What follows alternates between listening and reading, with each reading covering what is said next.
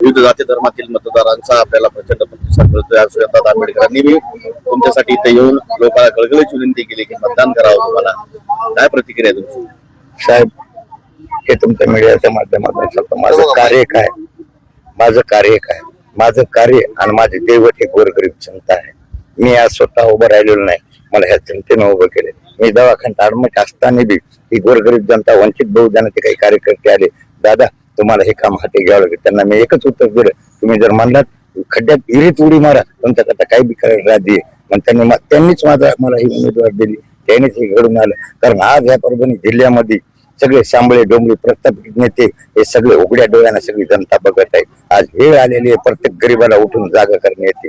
कारण आज मला भाजपच्या यायला असा खात्मा करून टाकायचा, टिपाची करून टाकायचा, एवढा वरपोड करायला एवढा गेम आमच्या गावात केला आहे. पेडगावमध्ये गेला. साहेबांना नेमकं तुमच्यावर काय अन्याय केला? मला ज्या वेळेला मला उभं राहायचं नव्हतं, पण मी म्हणतो तुम्ही मला अपक्ष उभं राहायचं. अपक्ष मी खूप लोकांच्या कामं केलेल्या गावामध्ये गोरगरीब जनता समोर तुम्हाला बोलावं आलं, तुम्हाला उमेदवारी जाहीर केली, म्हणजे भाजपची तुम्हाला उमेदवार द्यायची, आणि ऐन टायमाला मला उमेदवारी डवळली. मला विचारात नाही घेतलं किंवा एखादा फोन नाही केला. तुम्ही वरपुडकर साहेबांना भेटलात का? नंतर मला जर फोन नाही भेट बी नाही तुम्ही कशाला भेटू द्यायला? कारण मला वरच्या नेत्याची गरज नाही, माझ्याकडे जनता आहे ना खाली. मी जनतेचं काम करतो, जनता ठरवी काय करायचं.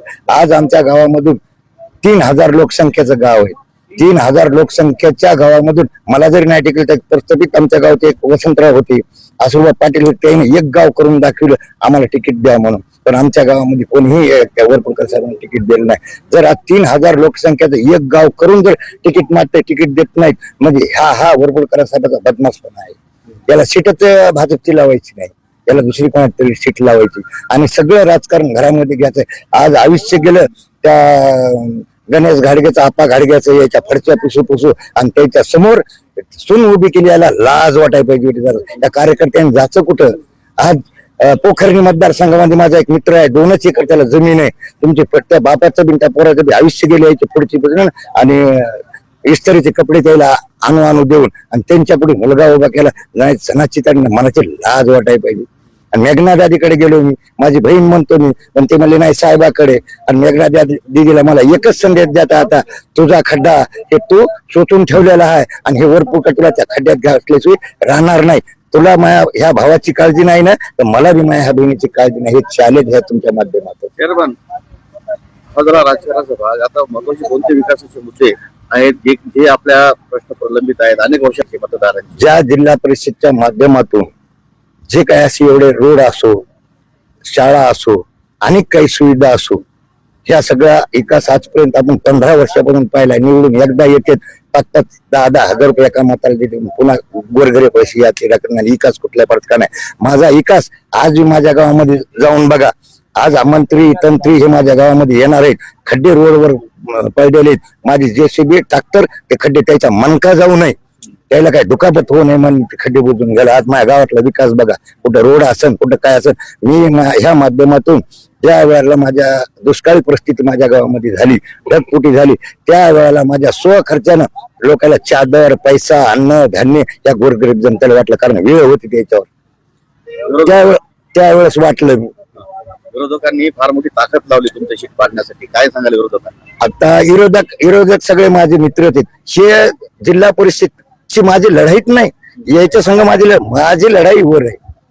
हे जे जिल्हा परिषद कॅन्डिडेट नाही, याच्या संघ माझी लढाईच नाही, माझी वर लढाई आहे पक्षासोबत.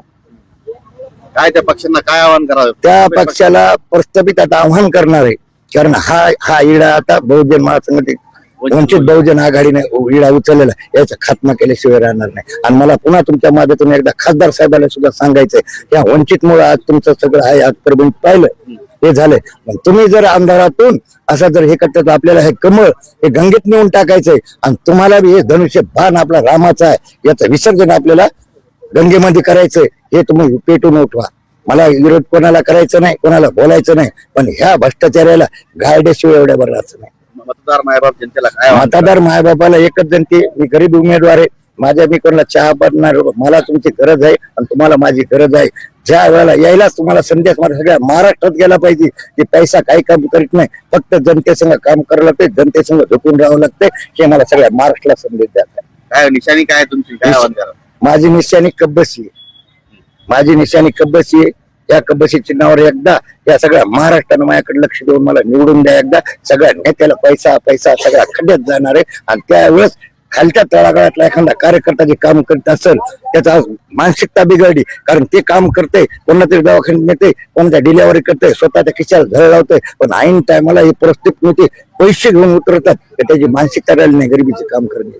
त्याकरता ही मानसिकता आपल्याला पुन्हा एकदा तयारी करायची म्हणून मी इडा उचललेला आहे. माझ्या जनतेला एक नम्रतेची विनंती करतो, एकदा हे माझ्याकडे बघा, माझ्या कार्याकडे बघा, बस एवढं बोलतो. समाचार पाने के लिए मैक्स परभणी लाइव को सब्सक्राइब करें।